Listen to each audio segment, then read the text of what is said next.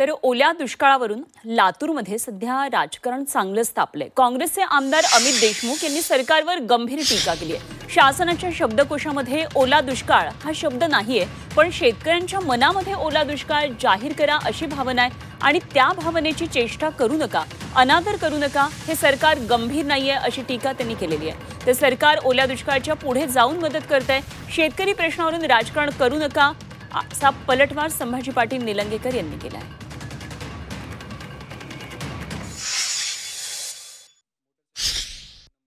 की शासनाच्या शब्दकोशामध्ये ओला दुष्काळ हा शब्द नसेल, पण सामान्य शेतकऱ्याची भावना आहे ओला दुष्काळ, आणि त्या भावनेचा अनादर करू नका, चेष्टा करू नका।